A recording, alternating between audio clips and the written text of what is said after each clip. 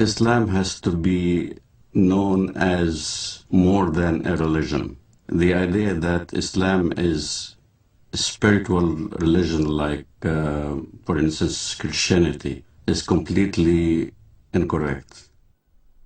It would be incorrect to describe Islam as primarily, let alone solely, a religion.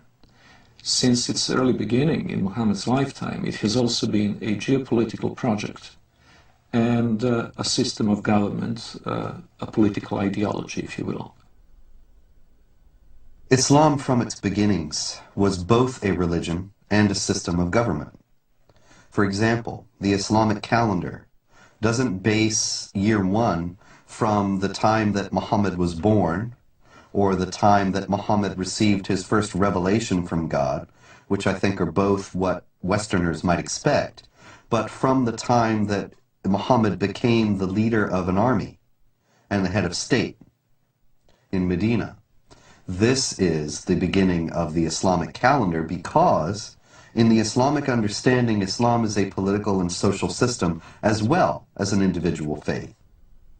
In Islam, the separation between temporal, secular, and religious power is not only impossible, it is heretical. Only in the complete blending of all aspects of human activity and all aspects of political and legal functions of the state can we have the caliphate, the properly organized state that is pleasing to Allah. When Westerners think of religion, whether it's Islam, Christianity, Judaism, Hinduism, and all the isms in the world, Westerners think that it's a personal issue. A Buddhist will go to the temple and peacefully worship whatever he does, meditates, contemplates. A Jew goes to a synagogue and does his mitzvot, his good deeds. A Muslim goes to the mosque, pays zakat, alms, or go to the pilgrim, al-Hajj in Mecca, or a Christian goes to church on Sunday. They think it's a personal issue, that religion is a personal issue. So when they look at Islam, they compare Islam with the way they understand religions. And that's the first mistake. Islam is not a religion for personal use. Islam is Sharia law. Islam is a form of government to the world first, then to a personal application. It is not just how you pray or whether you pray towards Mecca. It's how you dress. You dress in Arab culture. You speak Arabic. You can't go to heaven unless you pray in Arabic. You can't read the Quran in English and expect to get good deeds to go to heaven. You read the Quran in Arabic.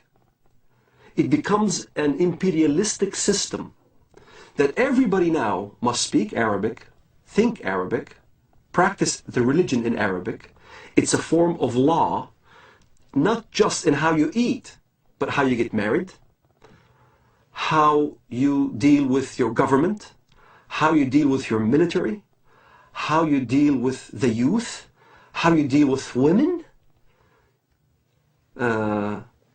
Every aspect of your life becomes Islam.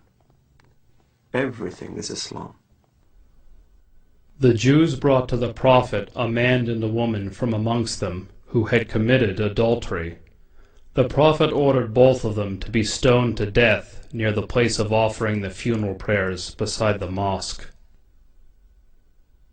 The prophet wrote the marriage contract with Aisha while she was 6 years old, and consummated his marriage with her while she was 9 years old, and she remained with him for 9 years, till his death. In no way is Islamic Sharia, Islamic government, compatible with Western understandings of human rights and freedom of conscience. Traditional Islam forbids conversion from Islam, forbids anyone to leave Islam. There's no way out. And it forbids Muslims and non-Muslims to live as equals in society. It mandates the second-class status of non-Muslims, forbidding them to hold authority over Muslims, forbidding them to hold certain jobs as a result. It even mandated in history that houses of worship of Jews and Christians were neither to be built or repaired, making the communities relegated to a perpetual state of decline.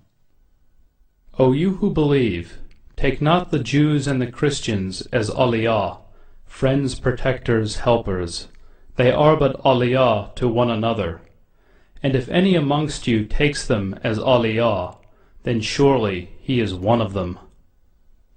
It is not possible for a non-Muslim living in a Muslim society to invoke his civil rights and human rights that would be independent or separate from the Sharia concept.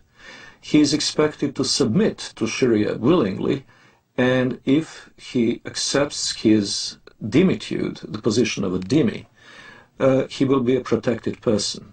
A protected person is someone who is in fact a willing subordinate to the Muslim overlords.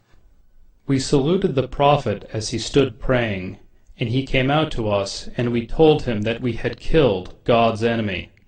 He spat upon our comrades' wounds, and both he and we returned to our families. Our attack upon God's enemy cast terror among the Jews, and there was no Jew in Medina who did not fear for his life. The hadith very clearly says, the hadith, which is what Muhammad said, I have been ordered to fight until everyone says that there is no God but Allah, and Muhammad is the messenger of Allah. So this is how Islam spread to North Africa. This is how Islam spread all the way to Indonesia. This is how Islam spread in the Middle East. Syria was not a Muslim country. Lebanon was not Muslim. Saudi Arabia even was a mixed multitude. All throughout the Middle East, that's how Islam spread, was by the sword. This is why you don't see any synagogues in Saudi Arabia. You don't see any churches in Saudi Arabia. Christianity virtually is non-existent. Even in my village in Bethlehem, Muslims are taken over. There's only 20% left of the Christian population. In Lebanon, Christian Lebanese are moving by the droves. Hezbollah there is very active. Lebanon used to be a Christian nation. Now, all of a sudden, it's being Islamized. So, Islam is moving. Muslims who come to the United States and come to Western Europe with an idea that Sharia is the law of Allah, they look upon our freedom of religion, and they look upon the fact that non-Muslims are in power in the United States and in Western Europe, making laws, and making laws not on the basis of the law of Allah, but on the basis of consensus and free elections. They look upon all that as a manifestation of jahiliyyah, or unbelief, the pre-Islamic period of ignorance, as the times in any nation's history before it became Muslim is referred to. So that you have Pakistan and Iran and so on, they refer to the period of their history before they became Muslim as the period of Jahiliyyah.